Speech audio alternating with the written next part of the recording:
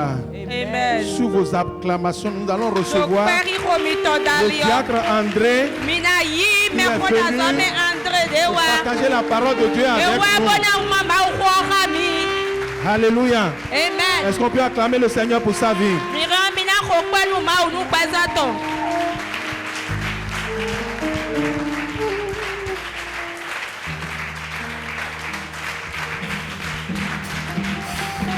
Gloire à Dieu.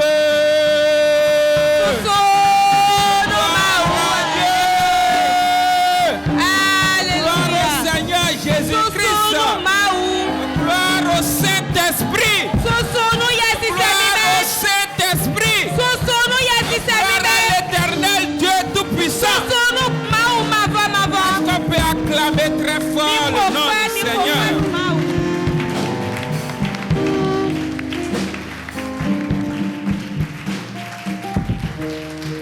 Nous allons prier. Tendre Père, Papa Yahweh, Papa des cieux, nous sommes à tes pieds parce que nous sommes tes enfants. Et toi, tu es notre Père. Nous sommes rassemblés comme une église, ton corps. Nous ne sommes pas là dans un temple simplement, parce que nous sommes tes membres réunis. Et je prie maintenant au nom de Jésus-Christ, afin que l'onction que tu déverses sur tes enfants lorsqu'ils se rassemblent devant toi coule maintenant à flot ici, afin que chacun reçoive pour sa part ce que tu as prévu pour nous ce matin. Que personne ne reparte d'ici comme il est venu, et que Seigneur, au milieu de nous ce matin, ta parole produise des guérisons, ta parole change des vies, ta parole nous fasse lever et nous fasse prospérer en toi. Père, merci parce que tu le fais. Merci Papa, parce que nous savons que tu es là au milieu de nous. Tu règnes maintenant. Tu prends contrôle de ce moment. C'est pourquoi je m'abandonne en tes mains, Père. Moi et ma traductrice. Parce que nous ne sommes que de vils instruments. Utilise-nous encore ce matin comme des canaux pour communiquer ta grâce dans cette église. Donne-nous, Seigneur, les mots justes, les mots simples pour transmettre ta parole. Et que ta puissance qui accompagne ta parole pour produire des miracles, pour changer les choses, pour transformer des vies, Père, accompagne ta parole pour la gloire de ton Saint-Nom. Au nom de Jésus-Christ. Au nom puissant de Jésus-Christ. Est-ce qu'on peut acclamer en nous asseyant? Je voudrais que tu dises à celui qui est à côté de toi: je sais que je suis plus beau que toi, mais tu t'améliores de jour en jour. Gloire à Dieu! Nous pouvons nous asseoir. Bien-aimés frères et sœurs, je vous salue dans le merveilleux nom de notre Seigneur Jésus-Christ. Je ne sais pas pourquoi, à chaque fois que je viens ici,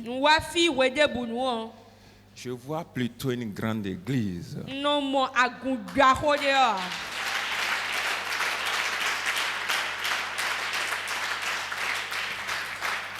Croyez-moi, je ne vois pas cet effectif. Je vois plutôt une grande église, une église puissante, Je vois ici comme un centre d'opération qui va produire des miracles dans ce pays au nom de Jésus-Christ. Je vois de grands hommes d'affaires se lever ici, de grandes femmes d'affaires se lever ici. Je vois de grands instruments de Dieu ici. Et Dieu utilisera cette église pour la seule gloire de son nom. Au nom de Jésus-Christ. Amen. Nous pouvons nous asseoir. Bien-aimés frères et sœurs dans la foi, je vous salue dans le merveilleux nom de notre Seigneur Jésus-Christ. Je voudrais dire merci spécialement au révérend qui me permet d'utiliser cette chair. Et je voudrais le rassurer. Jamais je ne vais déshonorer cette chair au nom de Jésus-Christ. Cet homme est un puissant instrument entre les mains de Dieu. Mais je sais, vous ne le savez pas. Moi, je sais dans mon cœur que vous ne le savez pas. Je sais dans mon cœur que vous ne le savez pas. Je sais dans mon cœur que vous ne le savez pas. Mais je prie l'Éternel des armées que le Saint-Esprit, l'esprit de sagesse, l'esprit de connaissance, l'esprit de révélation vous fasse profiter de lui et de sa femme, de sa maison, de son ministère, du don que l'Éternel a mis en lui, de son onction pour la seule gloire de ton nom. Au nom de Jésus-Christ. Amen. Bien-aimés frères et sœurs, 3 jeunes ont décidé d'aller passer le week-end ensemble.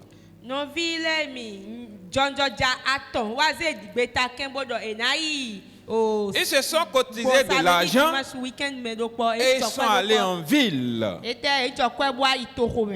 Quand ils étaient partis, ils ont pris un hôtel ensemble. Ils ont pris la même chambre. Mais la chambre se trouvait au 100e étage. Et le maître d'hôtel leur a dit, si vous allez vous amuser en ville, vous devez vite revenir, parce que si vous venez après minuit, l'ascenseur ne va plus travailler. Vous devez marcher jusqu'au 100e étage. Vous devez prendre les escaliers jusqu'au 100e étage. Et puisqu'ils étaient venus s'amuser, ils sont restés après minuit. Et quand ils sont revenus, évidemment les ascenseurs ne travaillent plus. Et ils ont dû marcher. Alors ils se sont dit quelque chose. Nous allons partager la marche en 3. Pendant les 33 premiers étages, toi tu vas compter une histoire. Et la suivante, toi tu vas compter une histoire. Et la troisième va nous conduire jusqu'à notre... Et le premier a commencé son histoire. Il a dit des choses qui les faisaient rire. Il comptait son enfance. Il rappelait des choses. Il disait des blagues. Et il riait. Et quand ils sont arrivés au 33e étage, l'autre a pris la parole. Et il a commencé par compter des histoires de la vie, des réalités de la vie, des choses de son expérience, les difficultés qu'il vivait. Et là, ça faisait moins rire déjà. Et à partir du 66e étage, le dernier a pris la parole. Et il a commencé par compter des choses tristes. Il parlait de la maladie de ses parents, du deuil, des gens qui sont morts autour de lui, des choses malheureuses. Et ils étaient tristes. Et ils marchaient. Ils étaient dans cet état. Quand ils sont arrivés au 100e étage,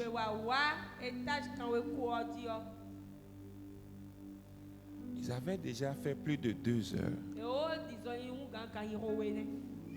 Ils se sont rendus compte qu'ils avaient oublié la clé de leur chambre en bas.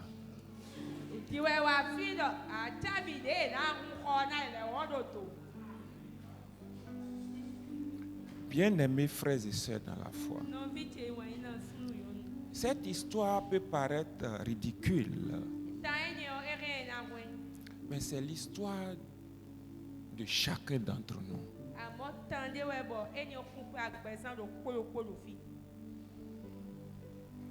Ma prière, c'est que quand nous allons arriver à la fin de notre vie,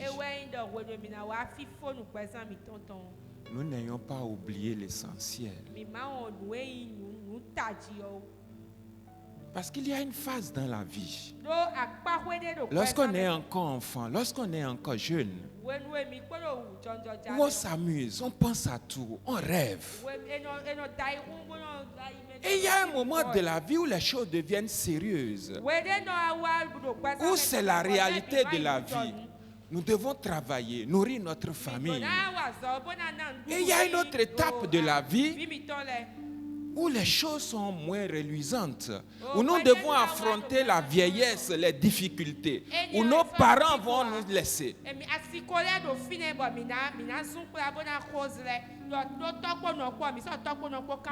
Et à un moment donné, nous nous rendons compte que nous sommes déjà au bout du rouleau.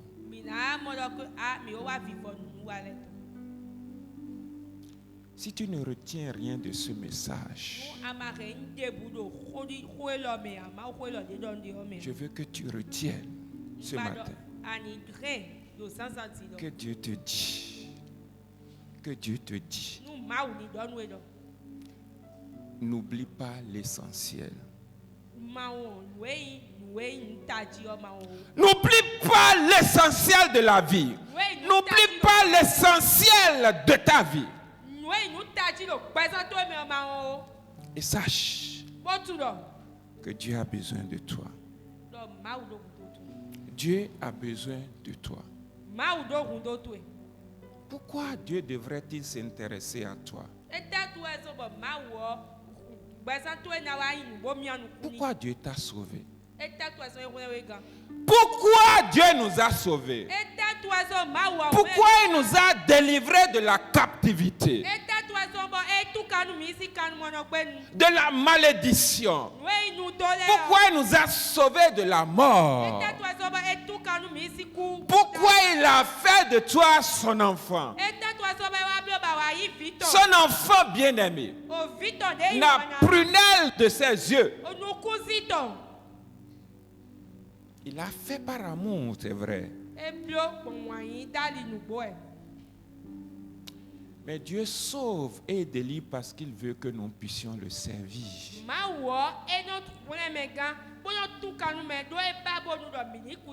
En réalité, nous sommes rachetés. Nous appartenions à l'ennemi, au monde. Et l'ennemi nous malmenait. C'est lui qui nous poussait à l'adultère, au vol, au mensonge, aux jalousies, à la méchanceté, à la sorcellerie, au vol, à toutes ces choses.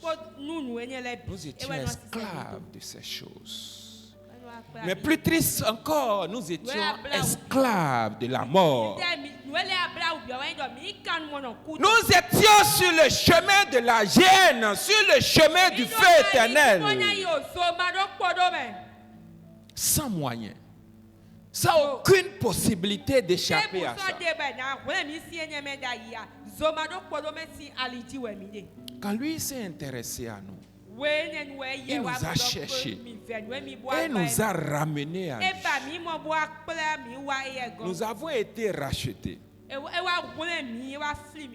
Nous avons été rachetés d'un autre maître sauvage, d'un maître méchant. Et il a fait de nous ses esclaves. Ces esclaves Nous sommes ses esclaves. Et le maître a droit de vie et de mort sur l'esclave. Nous ne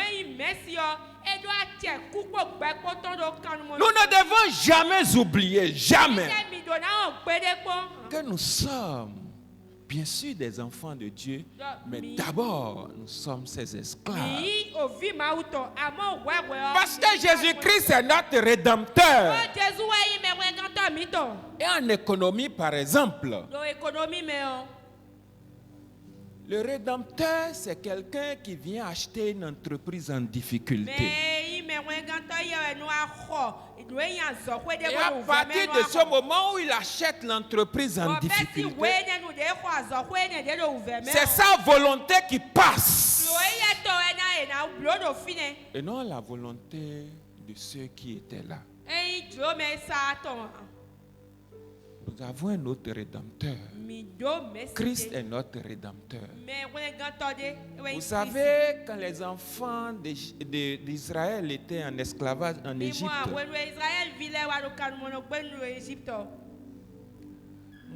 Dieu a dit à Moïse, va dire à Pharaon,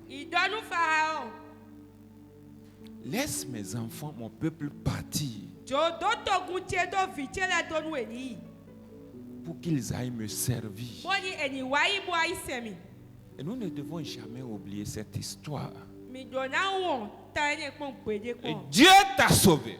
Dieu m'a sauvé. Dieu nous a sauvés pour que nous puissions le servir. Si vous doutez de ce que je dis, sachez simplement que jamais personne n'emporte rien quelque part. Les choses passent. Tout passe. La gloire passe. Il y a un moment, on a parlé des Platini, des Maradona, ils sont passés. Les Messi vont passer. Les Ronaldo vont passer. Regardez comment les choses du monde passent. Toutes ces vieilles maisons que vous voyez, les vieilles maisons que vous voyez là ont été des maisons neuves. Si vous passez ici dans 20 ans, vous ne retrouverez plus ces maisons. Elles vont passer. Et un jour, nous aussi, nous allons passer certainement. Mais Dieu parle d'un essentiel qui ne passera pas. Parce qu'il y a la vie éternelle. Et Dieu dit que nous devons apprendre à amasser des richesses là où nous allons vivre éternellement.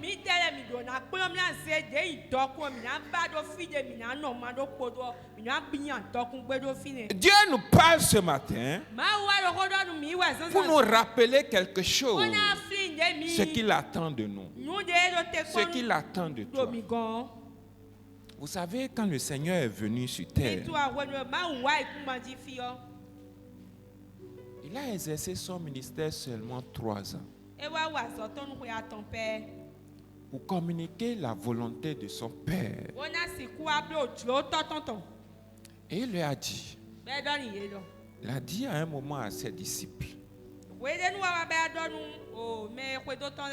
c'est important pour vous que je m'en aille. Parce que si je m'en vais, cela est plus avantageux pour vous. Parce que je vais vous envoyer le consolateur. Je vais envoyer un autre moi qui va vous communiquer notre vie, de la révélation.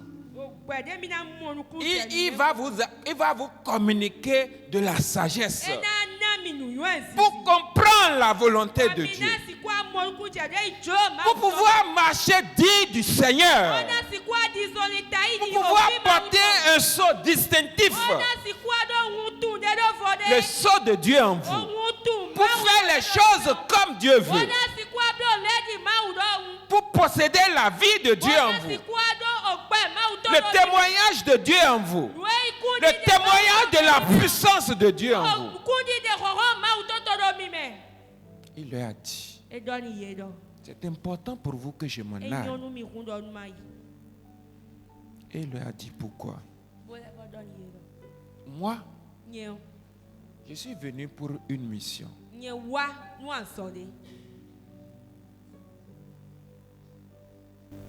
C'est pour sauver le monde. Pour proclamer la liberté aux captifs. Pour délivrer ceux qui sont enchaînés. Enchaînés par qui? Par l'ennemi. Par la pauvreté, la stérilité, le péché, la sorcellerie, la magie, les sectes. Pour guérir ceux qui ont le cœur brisé. Brisé par l'ennemi, par les douleurs, le malheur, la maladie. Ceux qui sont ruinés par les trahisons, par la méchanceté des hommes.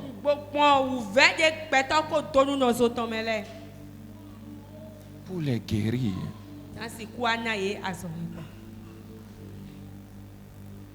Il leur dit, maintenant, moi, je vais partir. Je vais vous communiquer une nouvelle grâce. Pour que vous continuez cette œuvre-là. Et vous lisez la bonne déclaration ici. Que Christ était un Dieu. Et nous maintenant nous sommes en lui. Et nous devons continuer cette œuvre de la réconciliation. Cette réconciliation. Et au-delà de cette réconciliation, ce que nous pouvons voir dans Ésaïe 61, la lettre de mission du Seigneur Jésus-Christ, dès le premier verset de ce livre, cette même parole que le Seigneur, dès qu'il a commencé son ministère, comme nous pouvons le lire dans Luc 4, le verset 21, il dit cette parole de l'Écriture s'est accomplie. Dieu nous a confié cette mission. Et nous a équipés pour ça.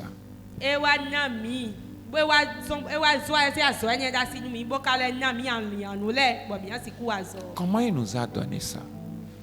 Je voudrais demander à la technique. Nous allons lire d'abord dans Matthieu 28. À partir du verset 18 jusqu'à 20. Jésus était déjà mort et il est ressuscité.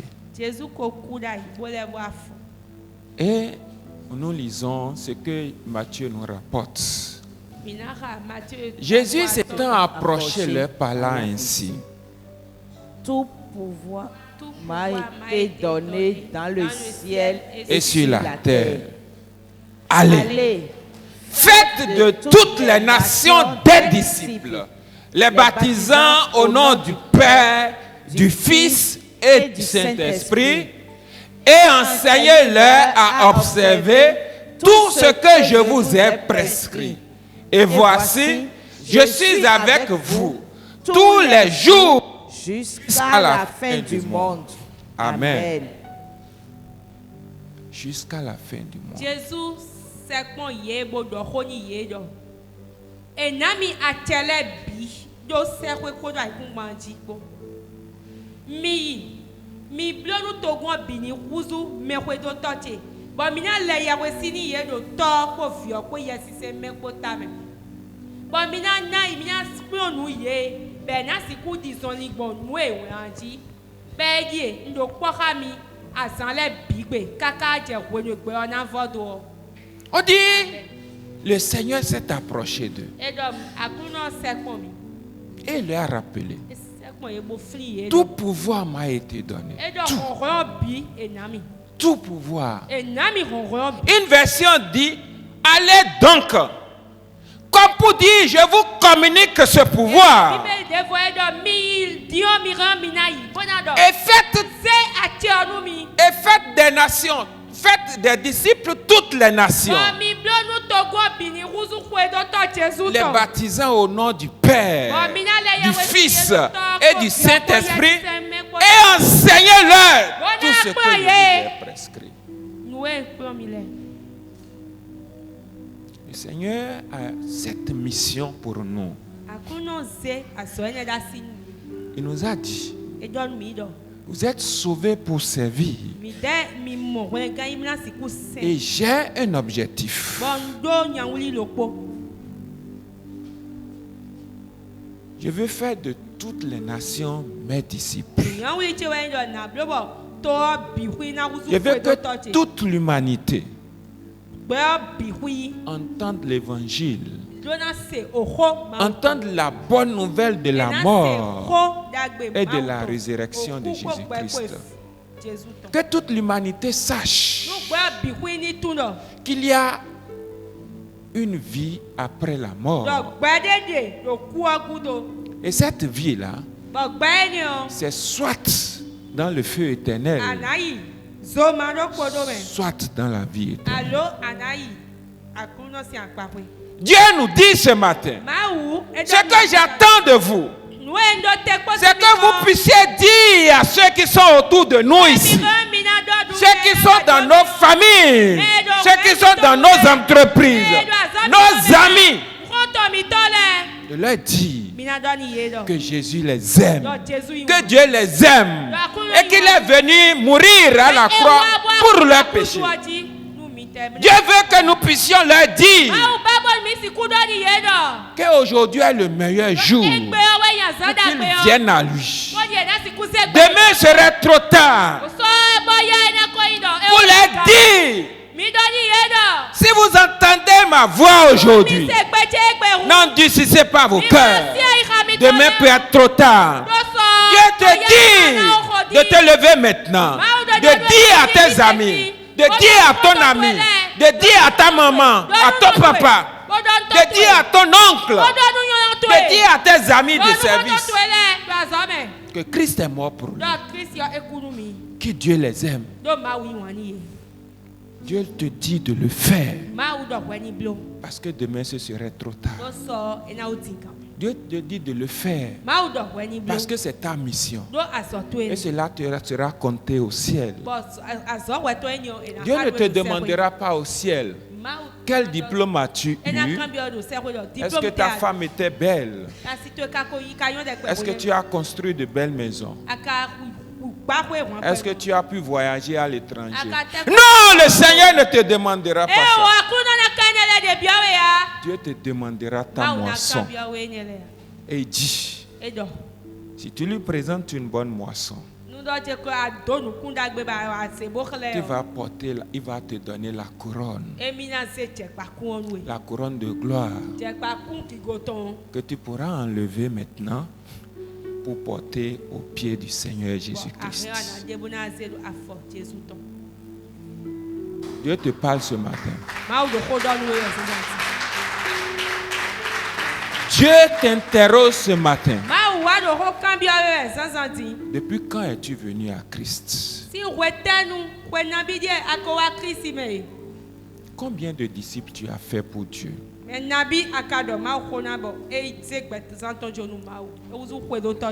Si tu meurs aujourd'hui,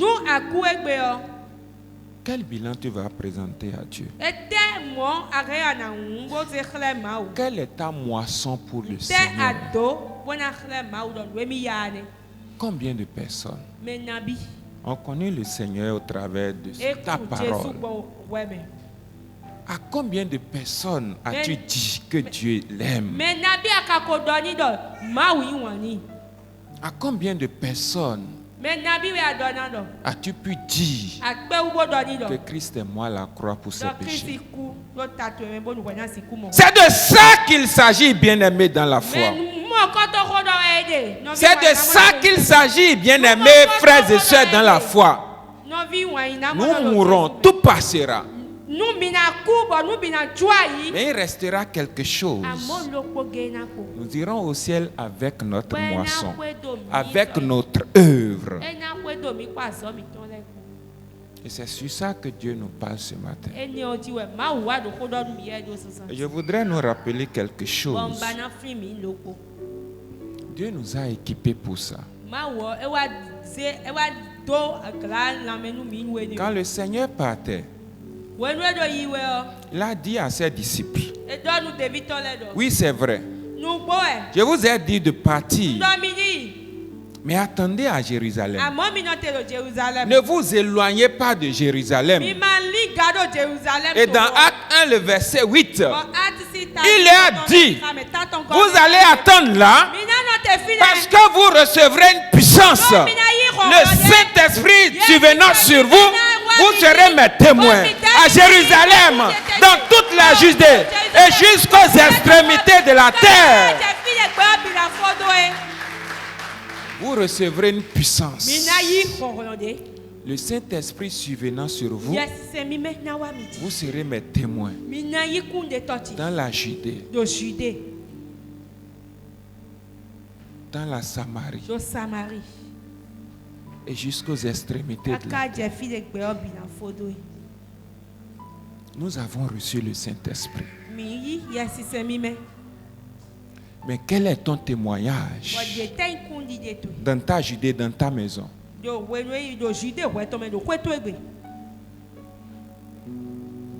Quel est ton témoignage dans ton Jérusalem, dans ton quartier, dans cette ville? Quel est ton témoignage? Quel est ton témoignage de chrétien? Où ta lumière a-t-elle lui dans ta famille?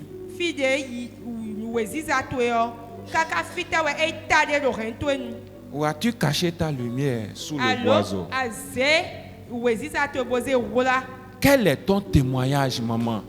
Ma soeur, quel est ton témoignage? Combien de personnes? À combien de personnes as-tu parlé du Seigneur? Quel est votre témoignage, bien-aimé? Est-ce que c'est difficile de dire à quelqu'un que tu as salué, bien-aimé, Dieu t'aime, sois béni? Bien-aimé, est-ce que tu sais que si tu meurs maintenant, il y a un compte à rendre à Dieu? Bien-aimé, je te salue. Est-ce que tu sais que Christ est mort à la croix pour toi? Combien c'est difficile de dire ça? Ce n'est pas vous qui convertissez les gens, mais Dieu dit d'annoncer la bonne nouvelle. Dieu dit, vous serez mes témoins. Parce que vous avez reçu une puissance. La puissance du Saint-Esprit. Et c'est ça qui fait de vous des témoins. C'est ça qui vous distingue. Qui vous identifie. Qui vous rend distinct. C'est ça qui fait que quand vous rentrez quelque part, même si les gens sont tristes, l'atmosphère change. C'est ça qui fait que quand les gens vous voient, quand ils voient la paix qu'il y a en vous, la grâce qu'il y a en vous, ils puissent dire, celui-là est différent. Il n'a pas les moyens, mais il est différent.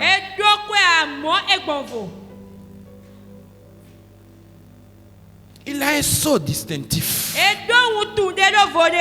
Il y a de la grâce qui sort de sa bouche. Il y a de la sagesse qui sort de sa bouche. Il y a des gens qui vont dire, mais qu'est-ce qu'il possède pour être si différent? Qu'est-ce qu'il a?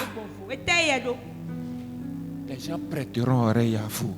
Parce que vous êtes les témoins de Dieu. Les témoins du Sauveur. Vous êtes des instruments entre les mains de Dieu. Je vais vous dire, le pasteur ne rendra pas compte pour maman. Jamais. Je ne rendrai pas compte pour mes enfants. Chacun rendra compte pour le Seigneur.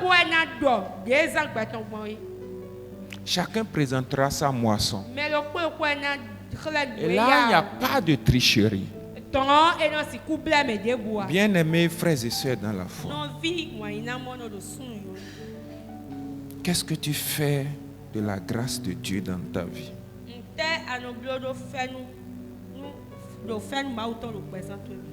Nous avons vu comment, quand les premiers chrétiens, quand les apôtres ont reçu le Seigneur, quand le jour de la Pentecôte, Dieu a envoyé cette puissance. Ce n'est pas du parler en langue qu'il s'agit. Mais nous avons vu cette nouvelle flamme.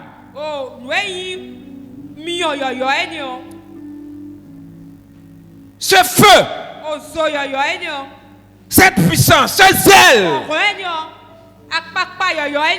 ce courage qui les a embrasés. Vous savez, avant la mort du Seigneur Jésus-Christ, Pierre l'avait renié 3 fois. 3 fois. Devant une servante même. Il n'avait pas le courage de dire qu'il était le disciple du Seigneur.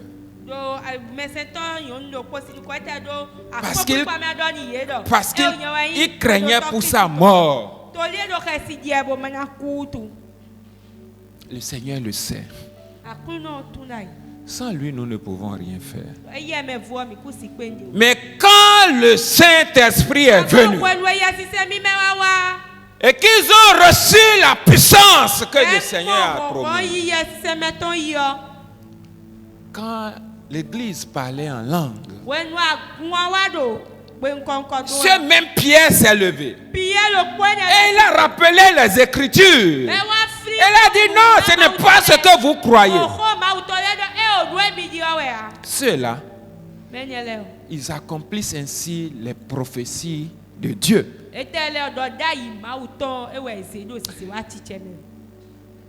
Et il a dit quelque chose d'extraordinaire. Nous allons lire dans Acte 2, les versets 22 à 23.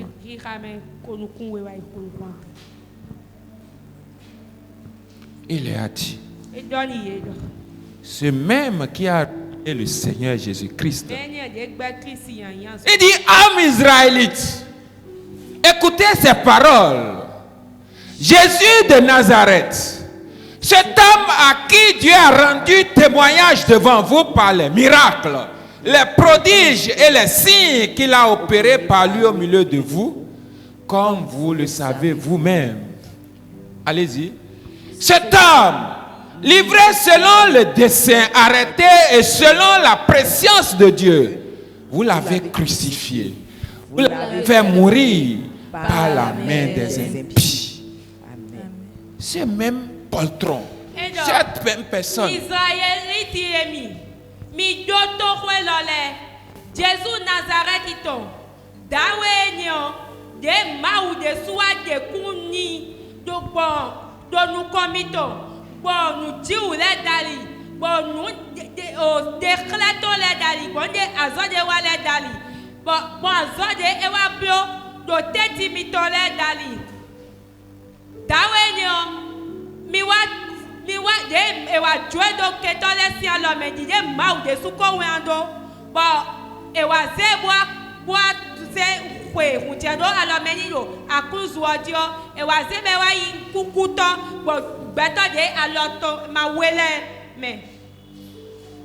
Il n'avait plus peur. Et devant même le Sanhédrin, il pouvait dire, on lui a dit, vous ne devez plus parler de cet homme. Et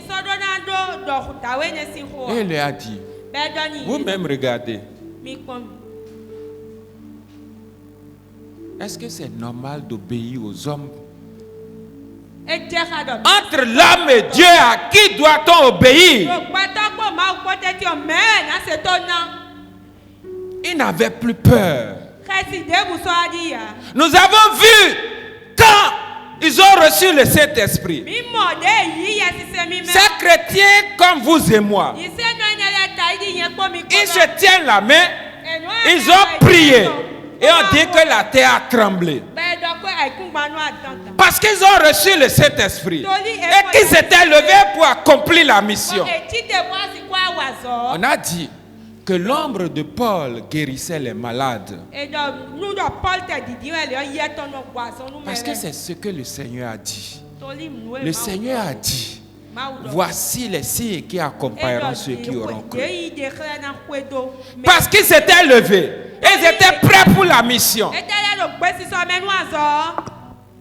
Ils étaient partis.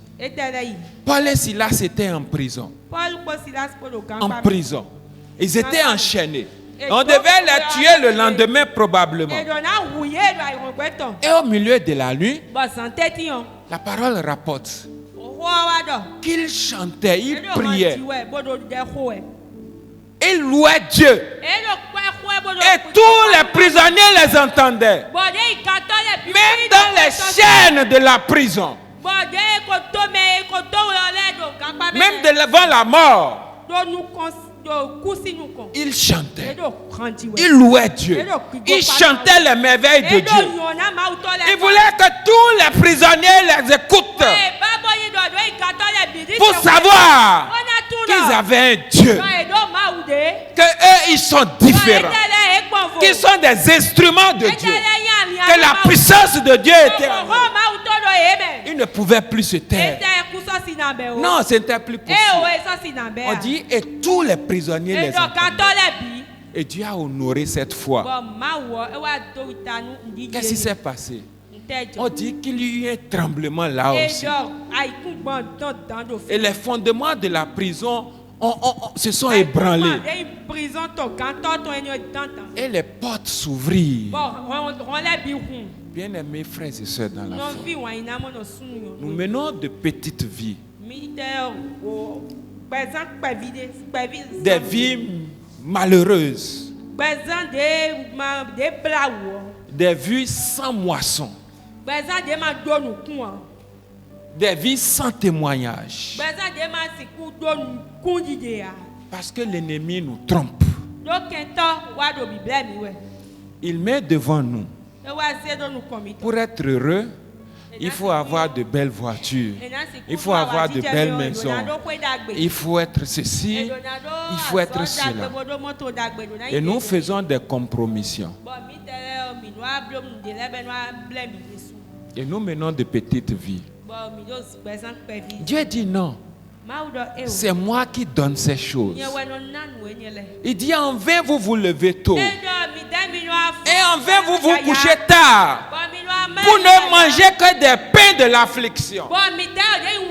Il dit ce que vous devez faire, c'est de chercher premièrement le royaume et la justice de Dieu. Et toutes ces choses vous seront données par-dessus tout. Croyez-moi. Croyez-moi. Croyez-moi. Je suis un homme béni. Je vous assure, je le déclare au nom de Jésus-Christ que je suis un homme béni. Je n'ai jamais manqué. Jamais. Et les meilleures bénédictions que j'ai eues dans ma vie, ce n'est pas les choses pour lesquelles j'ai donné trop de peine. Et si vous regardez dans votre vie, les meilleures des choses qui vous sont arrivées, les meilleurs appels que vous avez reçus, les meilleurs sous que vous avez gagnés, les bonnes joies que vous avez eues, ce n'est pas les choses pour lesquelles vous avez utilisé votre intelligence. Dieu dit ces choses. Lui les donne à ses bien-aimés. Dieu sait mieux que vous ce dont vous avez besoin. Où seras-tu l'année prochaine à pareil moment? Tu ne sais pas. Mais Dieu sait. Moi, j'ai des enfants. Et je les aime. J'ai fait des plans pour eux, pour les études.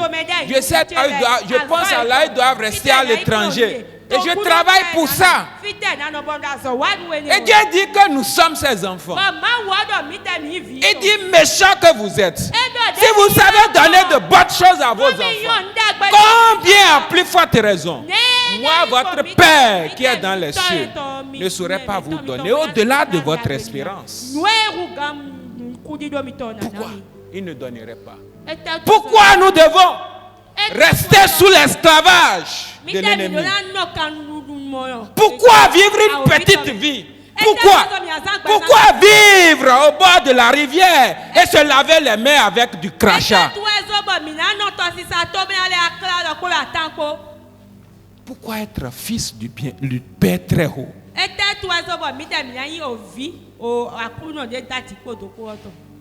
Et être des gens qui doivent peiner pour payer le loyer, qui doivent occuper les postes les plus vils,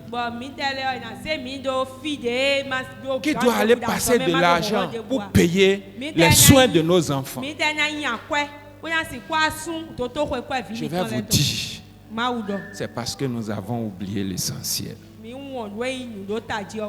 Dieu a dit qu'il t'a sauvé pour que tu le serves.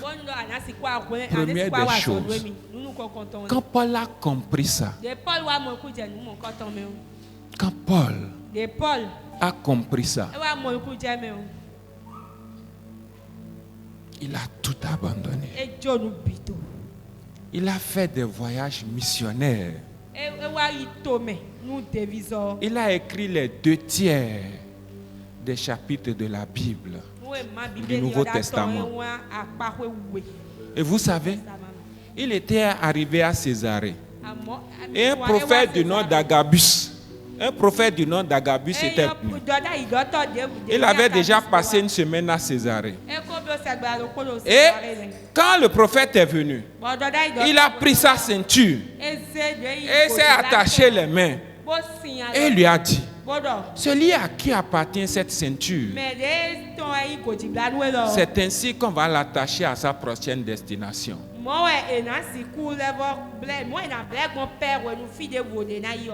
Et quand ceux qui étaient autour de lui ont entendu ça, ils ont dit, s'il te plaît, parce que tu as eu cette révélation, il ne faut plus aller à Jérusalem. Il a tourné, les a regardés. Il dit, qu'est-ce que vous me dites là? S'il faut mourir à Jérusalem, je mourrai. Parce que je suis en train d'accomplir ma mission. Ma mission n'est pas votre mission. Et j'ai un maître à qui je vais rendre compte. Tout compte fait, je vais mourir. Mais si c'est à Jérusalem que ça doit finir, je vais mourir. Je vais vous précéder. C'est pourquoi à la fin de sa vie, il peut écrire, j'ai combattu le bon combat. On écrit ça sur les faits pas, mais les gens ne savent pas ce que c'est. Lui peut dire, j'ai combattu le bon combat. J'ai combattu le bon combat. Je voudrais te poser une question ce matin. Est-ce que là, si ça doit t'arrêter pour toi,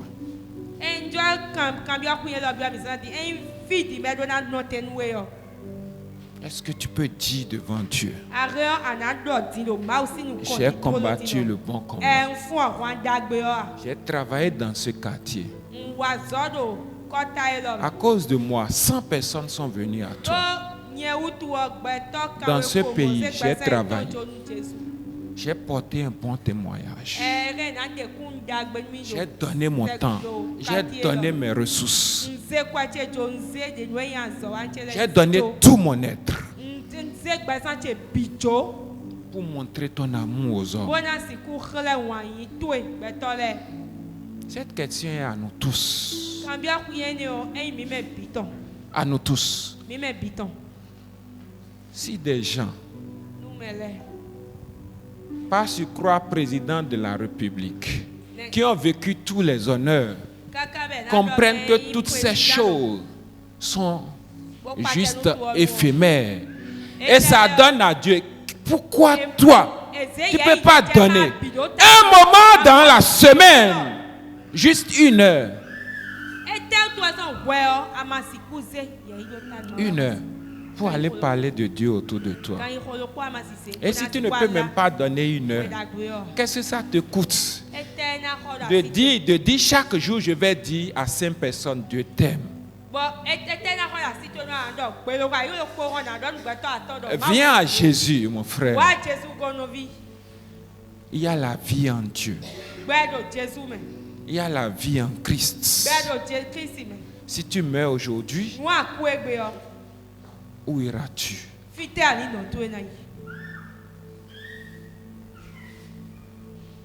Que Dieu bénisse ces paroles dans nos cœurs. Au nom de Jésus-Christ.